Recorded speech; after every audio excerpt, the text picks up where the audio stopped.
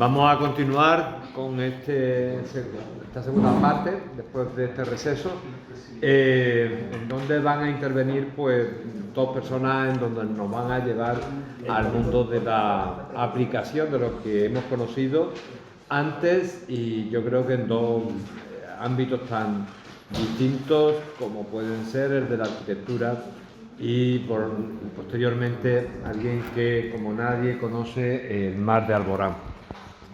De Jorge Ponce Dawson, quienes lo conocemos, sabemos que podríamos tacharlo como un provocador en el buen sentido de la palabra, ¿no? Como decía Machado, una buena gente en el buen sentido de la palabra, ¿no?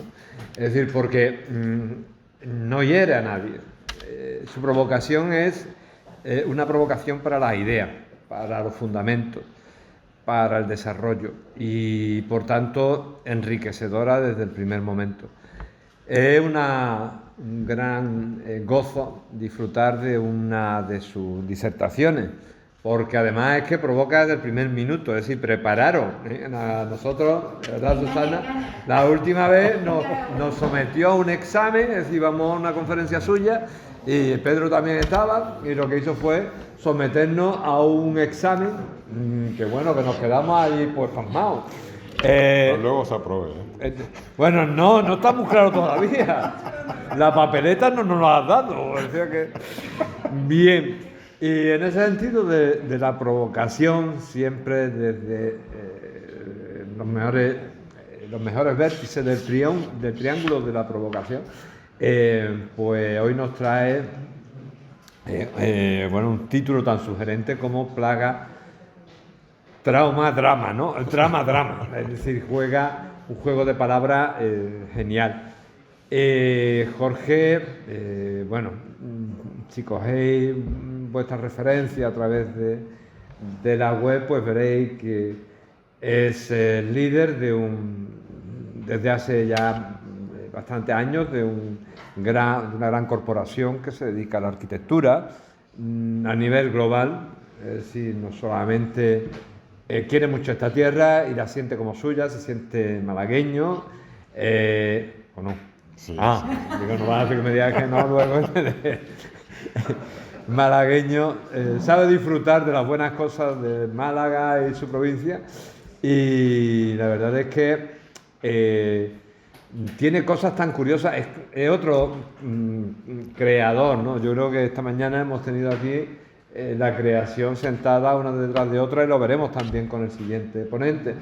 A mí me dejó sorprendido el hecho de que tenga ese club que os invito, lo va a hacer él al final seguro, un club de lectura que tiene los sábados por la tarde, en donde a través de online pues se comentan libros, ¿no? Y la verdad es que nada más que por ver el nivel de los que allí acuden a comentar los libros, ya merece la pena el suscribirse a su club de lectura, ¿no? Es uno de los ejemplos. Tiene un montón de historias más, ¿no? También en LinkedIn se puede ver una en donde dice: aunque ustedes puedan pensar que estoy loco, no estoy loco, sé lo que hago, ¿no? Es decir, y bueno, yo creo que la ponencia, el título de la ponencia ya nos dice mucho de esa reflexión acerca de lo importante que en estos momentos es precisamente el hecho de, entre comillas, la provocación, ¿no? En el buen sentido de la palabra, como decía Machado. Así que nada, Jorge, un placer tenerte. Lo sabemos quienes te conocemos, ¿verdad, Susana? Tuya es la palabra y la voz. Bueno, muchísimas gracias, Enrique. Es un enorme placer estar aquí. Muchas gracias a la Fundación de la Universidad de Málaga. Como decía Enrique, para mí cualquier excusa para venir a Málaga es buena, porque fue la tierra que me acogió en los primeros 90, trabajando con Salvador Moreno Peralta, que me abrió los brazos y me permitió comenzar a trabajar como arquitecto en España. Luego, en el año 2000, me trasladé a Madrid y bueno, ya la historia se fue complejizando más. He llamado Plaga, Trama, Drama a mi charla porque Enrique me pidió un título. Yo pensé, tiene que ser un título rompedor. No se me ocurría muy bien qué. Y entonces, como siempre me suele pasar, estas veces que me voy a dormir y cuando me levanto, ahí en la entrevela entre el sueño y la vigilia, me apareció como una visualización. Plaga, trama, drama. Oh, perfecto. Y ahora lo veo aquí y estoy encantado. Lo que tuve primero muy claro fue la portada de la presentación. Ahora la cuestión es cómo sigue, ¿no? Digamos, quiero hacer esta presentación desde dos puntos de vista. Desde mi cara oficial, que es esta, digamos, como director de un estudio internacional, Broadway Malian, que me expone a proyectos en todo el mundo y que me permite tomar el pulso un poco del sector inmobiliario global, y como director de esta iniciativa que lancé un poco como alternativa, que es el Club de Lecturas, ya hace más de 6 años, y que con la pandemia se globalizó y hoy cuenta con más de 1.700 miembros conectados de todo el mundo que leen nuestros resúmenes, y yo lo concibo como una suerte de foro global de debate para ver qué cuerno hacemos. Es decir, vamos a tratar de leer ensayos para informarnos fuera de nuestros ámbitos de especialidad, para ampliar la visión, porque creo que uno de los problemas que nos ha traído donde ahora estamos frente al cambio climático es la parcelación en especialidades, el hecho de estar con las orejeras puestas pensando exclusivamente como arquitecto, como ingeniero, como abogado, y tenemos que encontrar foros donde ampliemos la visión y tengamos una nueva concepción de la realidad mucho más holística y amplia. Y por eso me interesa mucho el debate, por eso hago esta iniciativa de Club de Lecturas y le voy a dar mucho lugar en la charla de hoy, incluso más que a mi faceta oficial de director de Broadway Malian. Primer punto de esta visualización, plaga. Quiero comenzar con uno de los libros que leímos en el club durante la pandemia, Contagio, de un ecólogo, David Quammen, norteamericano, un libro que se llama Contagio, cuyo último capítulo comienza con la descripción de un fenómeno que se produce en la ciudad donde vive David Quammen, que es lo que se llama una proliferación anormal. Esta población de orugas que durante 6-7 años ni te enteras que están, pero hay un momento dado en el cual tienen un crecimiento exponencial, una proliferación anormal, y se comen todos los árboles y la vegetación de Montana, que queda pelada y durante ese año prácticamente no tiene primavera. Es un proceso que se da solamente en un 2% de las mariposas y polillas, ¿no? Y que se lo conoce con ese título, es el incremento explosivo de la abundancia de una especie en particular, ¿no? Claro, eso lo lleva a decir que en términos ecológicos somos los humanos una paradoja, gran tamaño y vida prolongada, pero abundantes hasta lo grotesco, y llega a la conclusión de que somos una plaga, para lo cual se compara el crecimiento de nuestra especie con el crecimiento de estas proliferaciones anormales de orugas y de otras muchas especies que también la sufren. Si observamos el crecimiento de la población humana desde 1700 en adelante, pues vemos que a mediados del siglo pasado se produjo un cambio de ritmo absoluto, es decir, empezó la curva a ascender mucho más rápido. Éramos en ese momento 2.500 millones de habitantes y sin embargo en solo 75 años ya habíamos más que triplicado esa cantidad, y para fin de este siglo se espera que lleguemos a ser unos 11.000 millones. Si ampliamos el foco y miramos los últimos 12.000 años, pues queda clarísimo que nuestra especie ha sufrido o está sufriendo actualmente una proliferación anormal, porque veníamos prácticamente planos, con muy levísimo crecimiento desde el 4000 a.C., y a partir del siglo pasado tenemos este ascenso en línea vertical directamente. Si miramos por regiones, pues tampoco todas las regiones crecen igual, al contrario, la mayor parte de ellas se han estabilizado, se mantienen a un ritmo constante o incluso están decreciendo. Sin embargo, el motor del crecimiento ahora mismo está centrado en África y en particular en el África subsahariana. Yo me imaginaba cuando pensaba en esta charla, en esta imagen, y quería proponer un pequeño juego. Indica las diferencias. El segundo apartado es trama, que por un lado remite a la trama urbana y por otro a la trama argumental, ¿no? Una trama argumental que se vio modificada con un hito que es la invención por parte de nuestra especie de un modo de procurarnos el alimento y almacenarlo, que es cuando somos capaces de inventar la agricultura hace unos 10.000 años y sedentarizarnos, ¿no? Y inventamos al mismo tiempo la ciudad como un nuevo dispositivo para crear ese hábitat artificializado en el cual nos establecemos, pero que está absolutamente imbricado en una armonía con el entorno rural circundante que la alimenta, ¿no?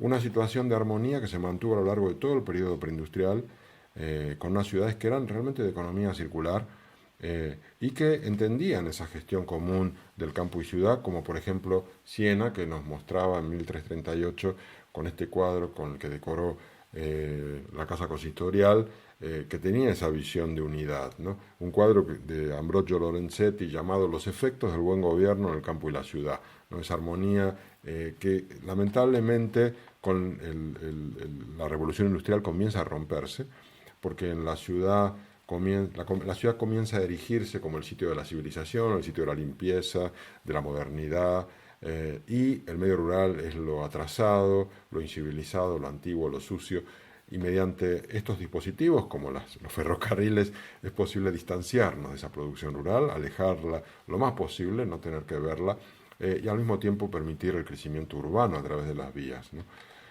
Un proceso que se exacerbó con la invención del coche de motor, que también le dio alas a la ciudad y que se pudo extender indefinidamente a través del territorio, a través de calles y carreteras. Un proceso que sigue produciéndose hoy en los países emergentes, con China a la cabeza, pero también con India, Indonesia, además. Y que ha llevado a darle la vuelta a la tortilla en términos de proporción rural-urbana, ¿no? A mediados del siglo pasado había un 71% de la población rural, era un mundo rural. Pero para mediados de este siglo ya será solamente un 30% de la población que vive en el campo y un 70% vivirá en las ciudades. Es importante analizar cómo se da este crecimiento de la población urbana por regiones, porque no es igual. Para mediados del siglo próximo, pues Europa y América habrán duplicado su población urbana, contando desde mediados del siglo pasado, mientras que Asia y África lo habrán incrementado 21 veces. Lo cual también redunda en que vamos colonizando más y más el territorio y nos lo vamos apropiando como especie frente a todas las demás.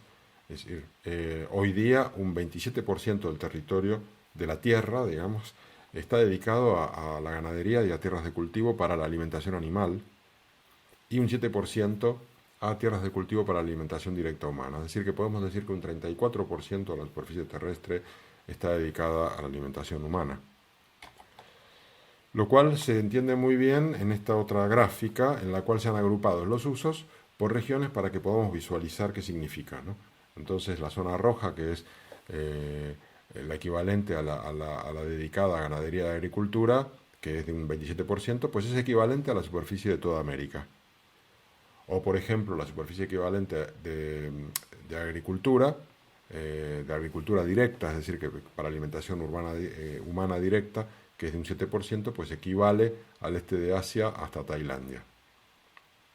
Por su parte, la superficie de agua dulce es de un 1%, podríamos considerarla como equivalente a Mongolia, y la superficie de las ciudades y las infraestructuras, que también ocupan un 1%, es equivalente a Libia, en el norte de África, ¿no? ¿Por qué esto es un drama?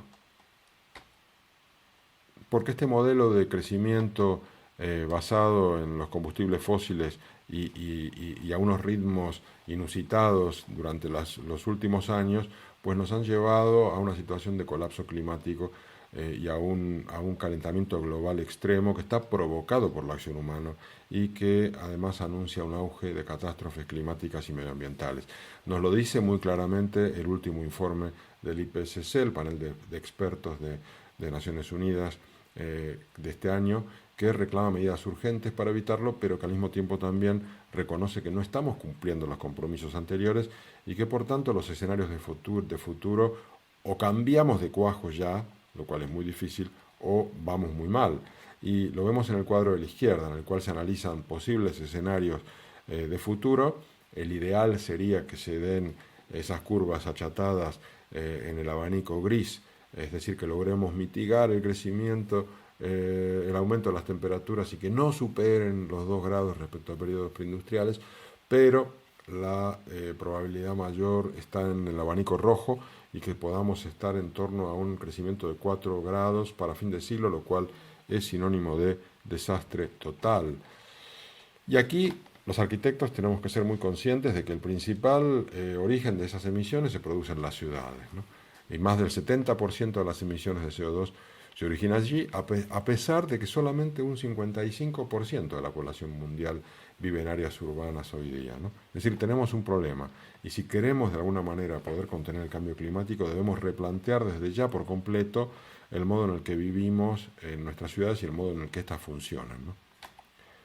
Y por si este drama no fuese suficiente, pues los humanos tenemos una capacidad increíble de distraernos con otros problemas que agravan la situación y nos inventamos guerras, como la guerra de Ucrania, que está provocando un reacomodamiento mundial que restringe la globalización, fragmenta los bloques geopolíticos y comerciales y pone en evidencia la escasa seguridad energética y alimentaria de un número importante de naciones que son dependientes de los suministros extranjeros, ¿no?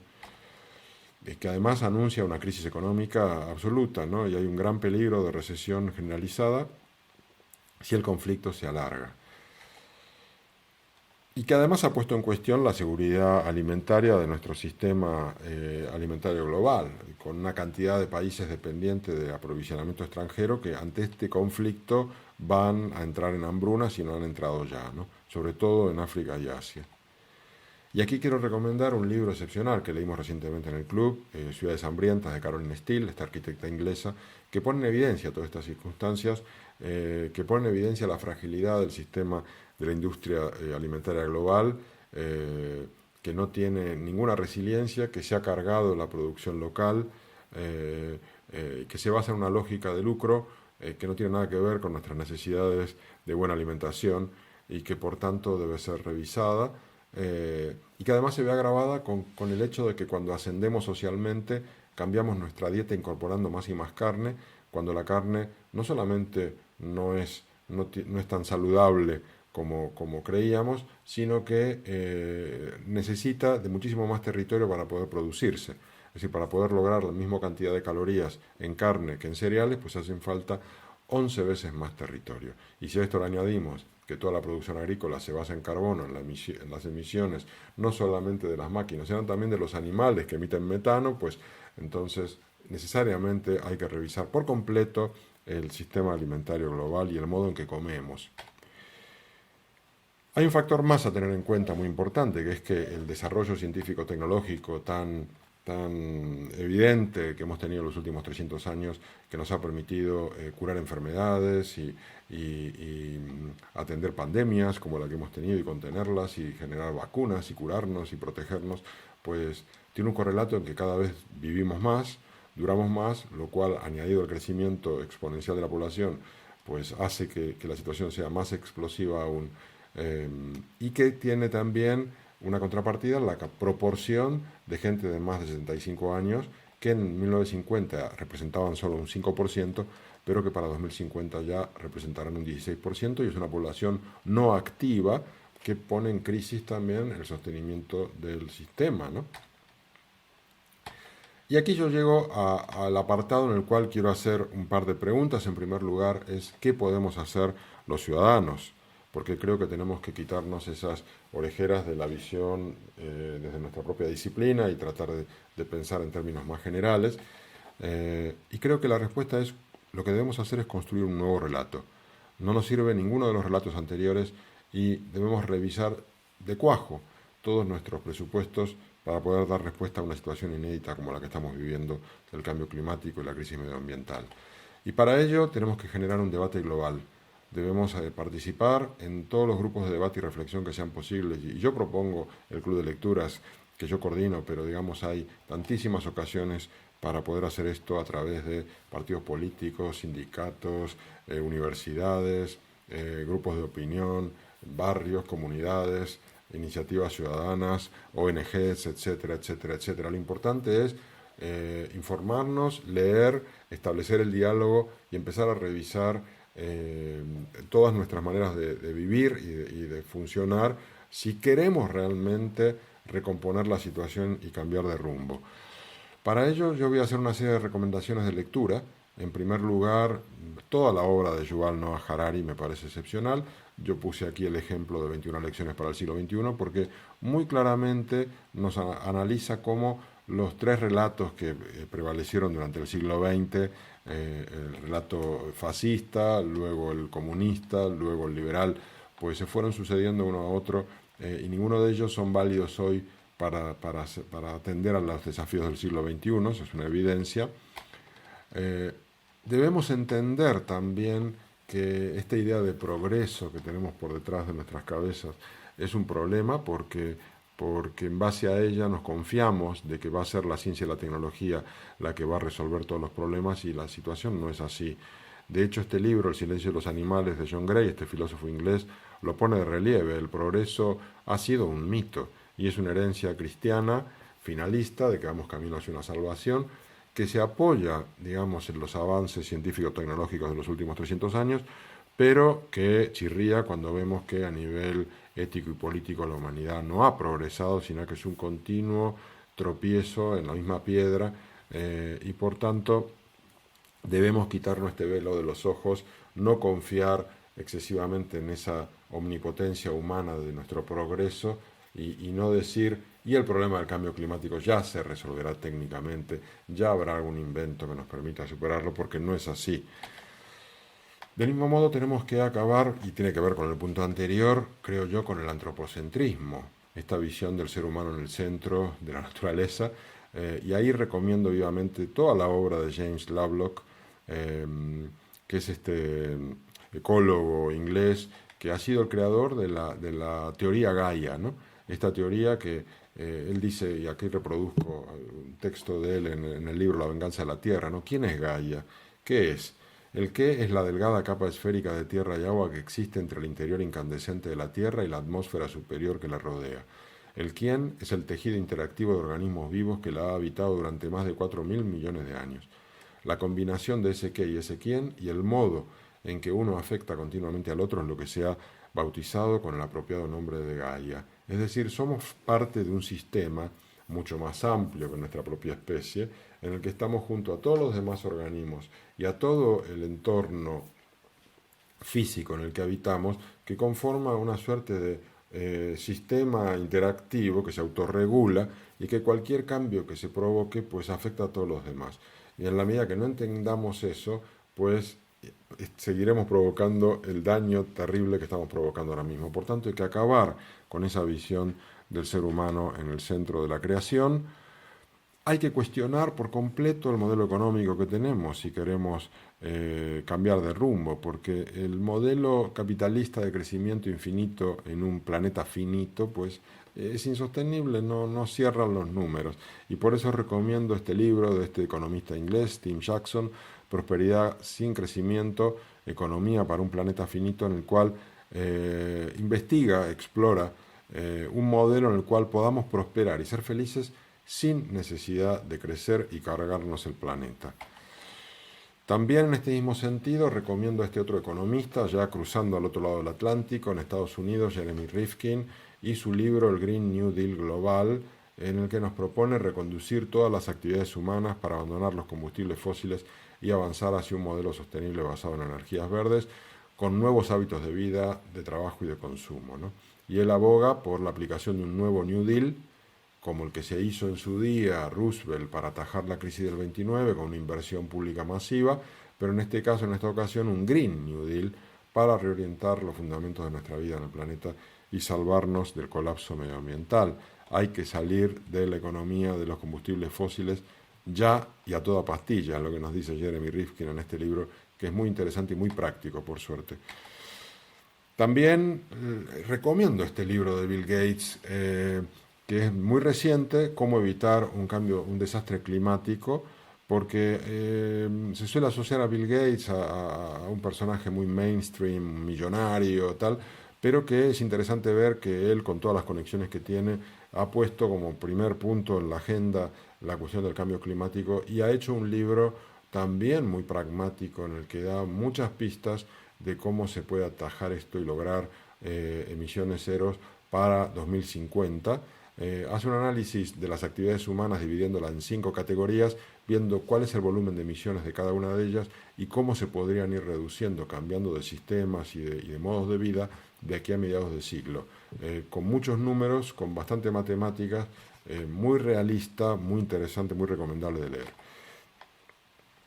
Creo que también es fundamental feminizar la sociedad y sepultar la cultura patriarcal, porque detrás de estas guerras que estamos viendo, de esta agresividad, de esta competitividad, está sin duda una personalidad o una cultura masculina que debemos moderar por completo y debemos darle el lugar que merecen a las mujeres en las instancias de decisión y de poder si queremos realmente salir del atolladero en el que estamos, ¿no?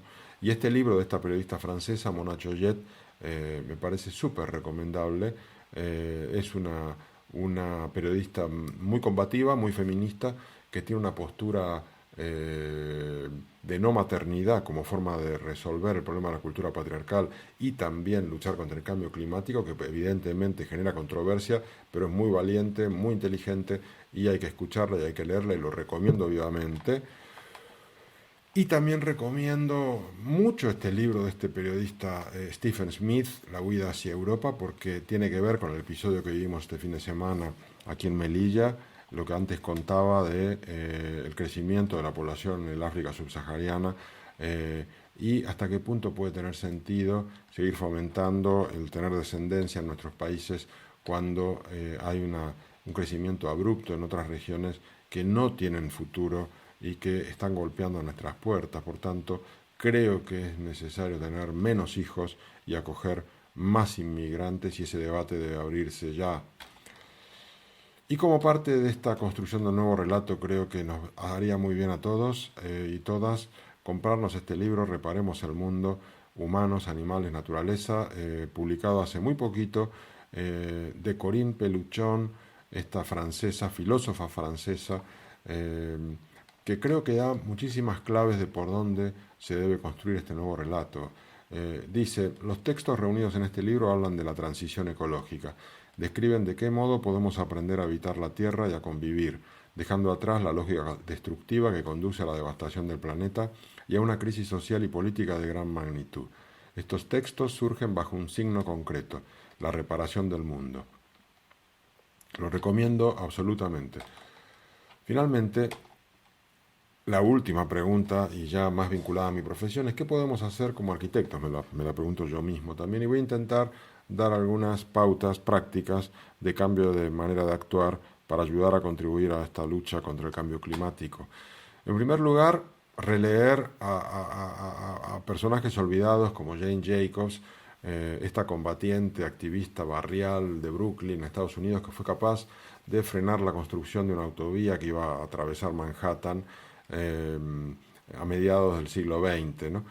Y que tiene un enfoque de ciudad vibrante apoyada en comunidades barriales estables con una fuerte ligación social, una estrategia de conformación de una gran ciudad feliz que logra mantener la cohesión y el tejido social a nivel de cada calle, es decir, recupera el valor del barrio, de la calle, de la vecindad, por encima de esa ciudad extendida basada en el coche. Claro, esto es absolutamente anatema en relación a otros grandes maestros que tuvimos los que estudiamos, por ejemplo, en los 80, cuando leíamos como referentes a Le Corbusier, Wright y demás, absolutos enamorados de las tecnologías y del transporte automotor y de un urbanismo visto desde arriba. La visión de Jane Jacobs es un urbanismo desde la gente, un urbanismo desde abajo, un urbanismo de proximidad. Igualmente que Jan Gehl, más contemporáneo, este arquitecto danés, el factotum de la transformación de Copenhague, que ahora prácticamente más de la mitad de los desplazamientos de sus ciudadanos se realizan en bicicleta, que aboga por un urbanismo también hecho de abajo arriba, y este libro Ciudades para la Gente lo tenéis que leer sí o sí. Y es muy interesante esta cita que pongo aquí, que es: primero moldeamos las ciudades y luego ellas nos moldean a nosotros. Cuanto más calles y carreteras dedicamos a los coches, más coches circulan, más atascos se producen y más nos sometemos a la cultura del automóvil. Por lo tanto, lo que tenemos que hacer es reducir la cantidad de calles, peatonalizar más, meter más árboles, meter más verde, meter más espacios para la gente y hacer las ciudades más sostenibles. Y debemos volver a diseñar los edificios como se hacía más antiguamente, con el fin de que reduzcan al mínimo el consumo de energía. Y para eso no hace falta grandes tecnologías, hace falta pensar las orientaciones, pensar dónde nos conviene o no abrir una ventana, cuál es el sombreado necesario, y maximizar además el aislamiento de los herramientas y la eficiencia de las instalaciones. Y a posteriori, una vez que tengamos un edificio con esas condiciones, pues podremos plantear la instalación de sistemas de energía renovable. También tenemos que aprender algo que en la escuela no nos enseñaron, que es conocer los niveles de carbono incorporado de los materiales. Es decir, los materiales en su extracción, en su transporte, en su producción, en su empaquetado, en su montaje, en su demolición, en su ida al vertedero y demás, en todo ese ciclo de vida producen emisiones y tenemos que ser conscientes del volumen total que producen en todo el ciclo.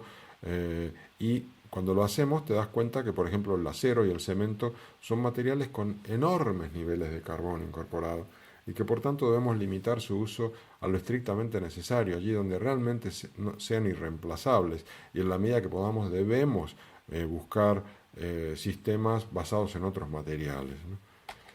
Del mismo modo que utilizar la mayor cantidad posible de materiales reciclados, como por ejemplo en este proyecto que hicimos en Ferrol, en Galicia, en el cual pusimos una doble piel de paneles hechos con la cáscara de avellanas recuperada.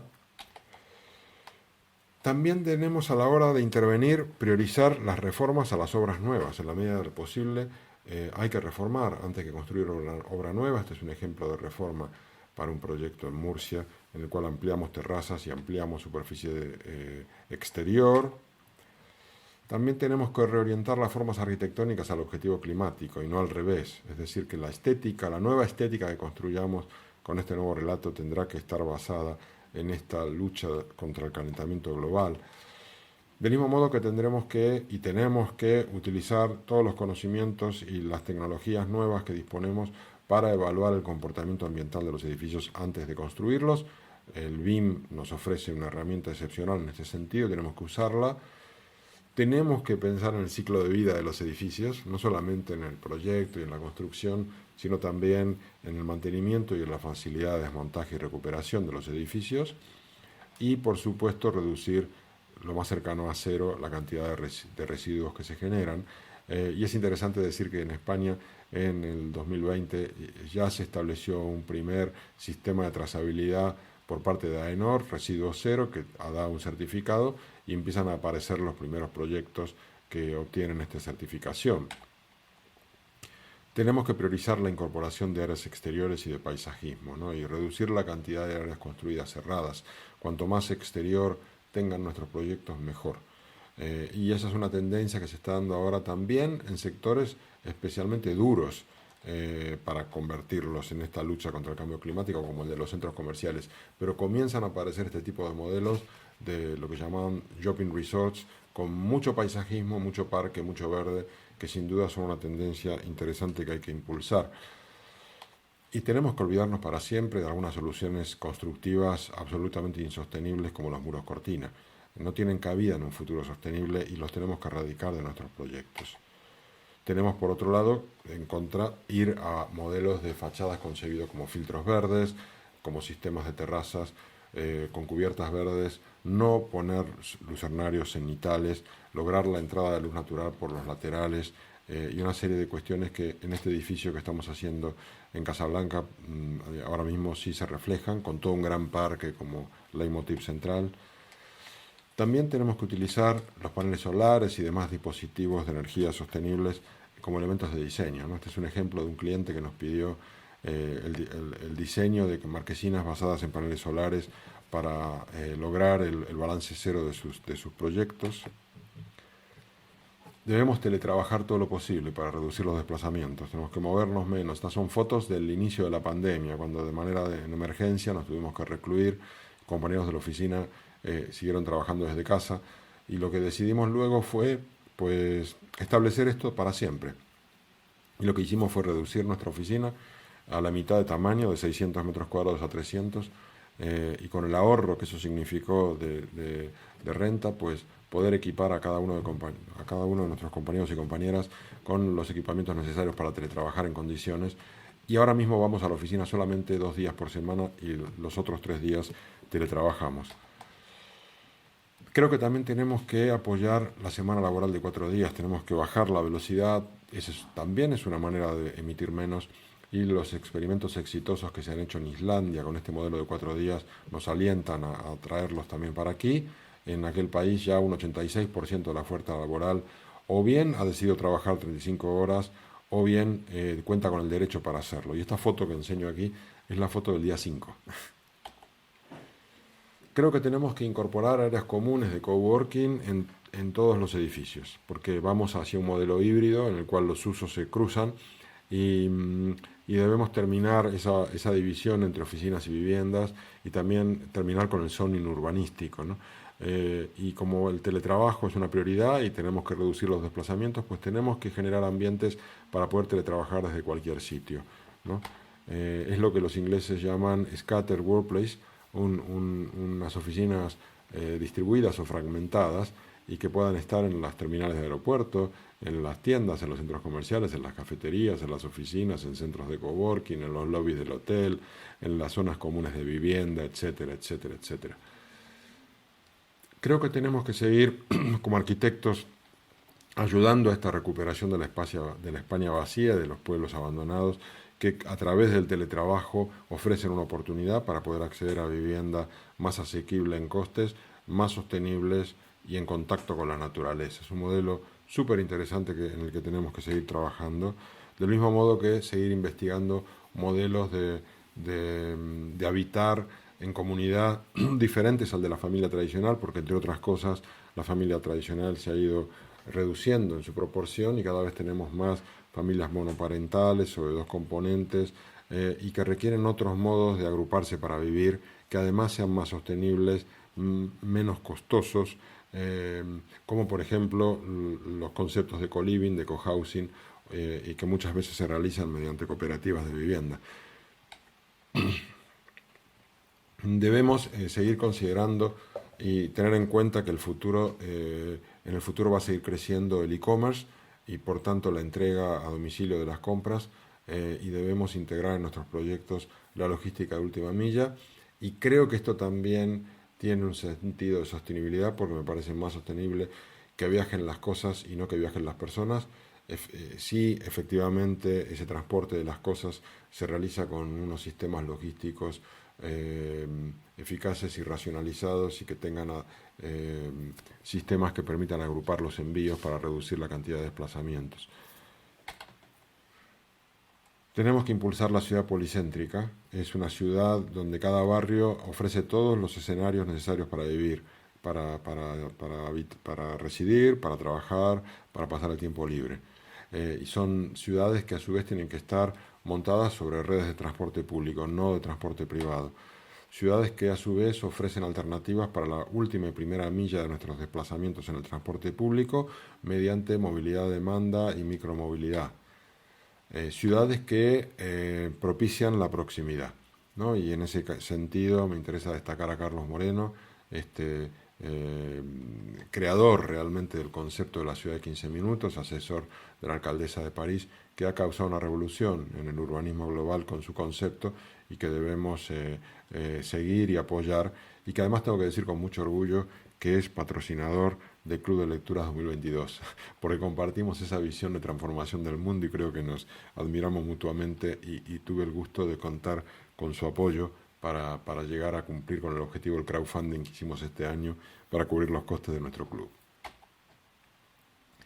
Tenemos que seguir reduciendo el asfalto y peatonalizar todo lo posible y ahí me parece que hay que mirar a Barcelona y su modelo de las supermanzanas, que está siendo muy exitoso, es uno de los laboratorios urbanísticos más interesantes de la actualidad, ¿no? También tenemos que cambiar las ordenanzas para adecuarnos a lo que viene pasando en Europa ya desde hace décadas, y aquí no nos hemos todavía enterado, y es fijar un máximo de aparcamiento en nuestras normativas urbanísticas, no un mínimo. España lleva décadas de atraso en comparación a Europa con esto, y por tanto no terminamos de impulsar el transporte alternativo sostenible y le seguimos dando prioridad al coche. Pues tenemos que cambiar estas ordenanzas ya mismo. Del mismo modo que debemos desincentivar la construcción de aparcamientos bajo rasante porque son costosísimos, tienen un efecto en el medio ambiente notable y porque su futuro es más que dudoso, porque digamos en poco tiempo empezaremos a tener sistemas de movilidad autónomo, coches autónomos que eliminarán la necesidad de estos aparcamientos y será muy difícil reutilizarlos. Por eso, de tener que construir edificios de aparcamiento, hay que permitir que se puedan hacer en altura, lo que los ingleses llaman parking decks, y que se puedan en el futuro transformar en otros usos, ¿no? Tenemos que seguir reduciendo el acceso de los coches a las ciudades y los ingleses tienen mucha experiencia, la experiencia de Londres es muy exitosa y aquí yo he recogido unas 12 estrategias que ellos plantean como el establecimiento de peajes, el control de aparcamientos, el establecimiento de zonas de tráfico limitado, generar servicios de movilidad colectiva, cobrar el aparcamiento en los lugares de trabajo, etcétera, etcétera, el uso de aplicaciones móviles. Tenemos que renunciar al coche o cambiarlo por uno eléctrico. Creo que esto lo podemos hacer. Los arquitectos en general nos gusta tener un coche como a cualquier persona, pero creo que podemos cambiar ya mismo por un coche eléctrico, teniendo en cuenta que en España hoy se puede conseguir uno de ellos por tan solo 13.000 euros. Si tenemos en cuenta las ayudas del gobierno de MOVES 3, en junio de 2022 ya puedes conseguir un coche por ese precio y no hay excusa por tanto. Y yo decía también, decírselo a los clientes para que logremos influirlos y que también lo hagan, ¿no? Impulsar la bicicleta como un estilo de vida en nuestros diseños, en el diseño urbano, en el diseño de nuestros desarrollos de todo tipo, ¿no? Premiar los comportamientos sostenibles. No hay una cultura de premio para los comportamientos sostenibles y deberíamos aprender de países nórdicos como Suecia, donde hay ciudades donde si consigues el objetivo de consumo energético establecido por el ayuntamiento, pues te regalan el abono transporte de ese año, ¿no? Y también impulsar las ciudades intermedias, porque son modelos más sostenibles. Este es un informe que realizamos en Broadway Malian, Reimagine Village, que es una propuesta para la regeneración sostenible de las ciudades intermedias británicas. Nunca más diseñemos plazas secas, por favor. Este proyecto de la Puerta del Sol es del año 2022. Es increíble que esto se pueda presentar en este momento y tras las duras protestas del colectivo, pues el ayuntamiento está estudiando ahora la incorporación de toldos. Por último, y creo que esta es una de las claves, tenemos que rearborizar y verdificar nuestras ciudades de manera radical. Tenemos que poner cubiertas verdes, poner árboles, zonas verdes, eliminar asfalto, y esto es una obligación que como diseñadores y arquitectos tenemos que cumplir. Para concluir, quiero dar un mensaje mínimamente esperanzador tras tanto drama. Las especies que sobreviven no son las más fuertes, ni las más rápidas, ni las más inteligentes, sino aquellas que se adaptan mejor al cambio. Charles Darwin. Muchas gracias. Sí. Con referencia al tema de las energías renovables y las placas solares, ahí tengo yo un poco un dilema y es ¿qué esperamos tener realmente ahora pasear por las calles, las avenidas o vamos a decir, pues por zonas urbanas y también campos y ver todo con placas solares? Es el caso que yo he experimentado pues, cuando volví la última vez por la zona de Sevilla, donde antes había un campo de girasoles precioso con árboles, ahora había placas solares. Entonces, a mí eso tampoco me cuadra, no sé. No, estoy de acuerdo, y de hecho uno de los autores que me encanta, que es James Lovelock, el autor de la teoría Gaia, pues él es un hipercrítico, por ejemplo, de los parques eólicos, por el daño que hacen paisajístico, digamos, al fin y al cabo tienen un montón de contraprestaciones, y es, sin embargo, a pesar de que es él es un súper ecólogo, pero es un gran defensor como única salida de la energía nuclear. Porque con las placas solares no vamos a llegar al suministro eléctrico que necesitamos para todo lo que estamos pretendiendo hacer o estamos haciendo. Por tanto, ese debate, o bajamos el nivel de producción a unos niveles preindustriales, o necesitamos unas fuentes de energía que con solo solar no alcanzan. Manuel. Me parece interesantísimo este debate y una reflexión porque yo creo que lo que se trata ahora mismo es de dónde externalizamos los beneficios de la energía que producimos. Toda la energía que producimos, ya sea la nuclear, que vamos a externalizar con unos residuos que no está claro que vayan a tener una solución y que van a perdurar cientos y cientos de años. El gas que estamos sacando se está explotando en unos lugares y genera muchísimas cosas y conflictos que vemos. El carbón genera unos conflictos tremendos también ambientales. Y cuando hablamos del impacto de esos grandes campos solares en nuestros campos, nos tenemos que olvidar, porque muchas veces hablamos, no, es que eso es cargarse la naturaleza, es cargarse el paisaje.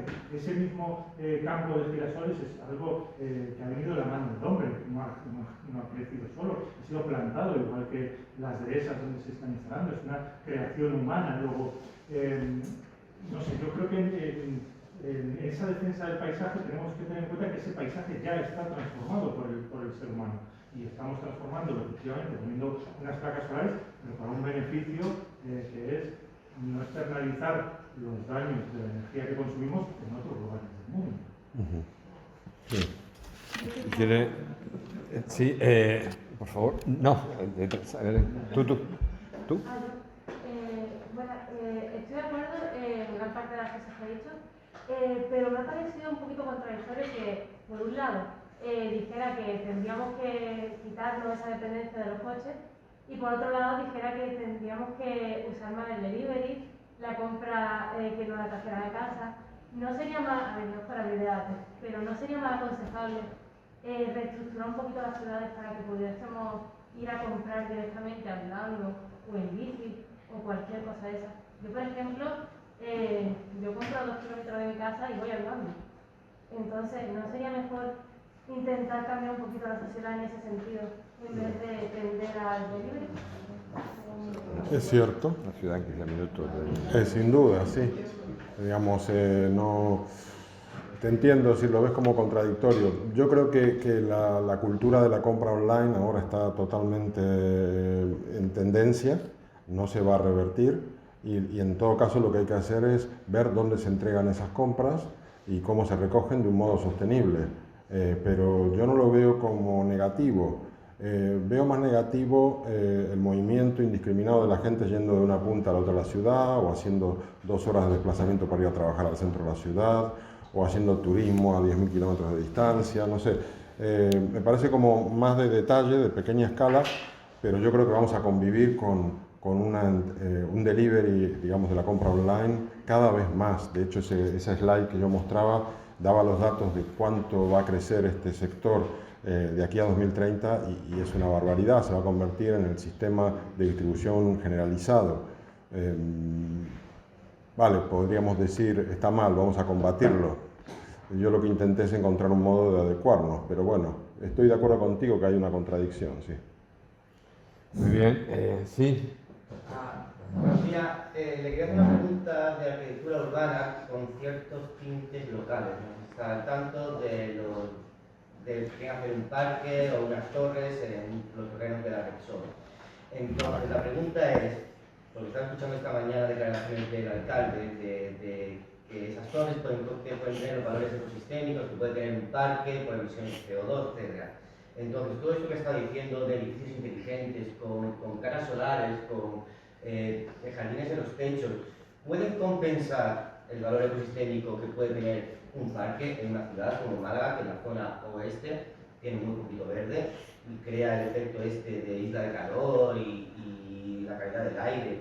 ¿O es todo un poco un bombo publicitario que es más vender el business as usual, como decíamos antes, o tenemos que cambiar nuestra forma de pensar en la ciudad?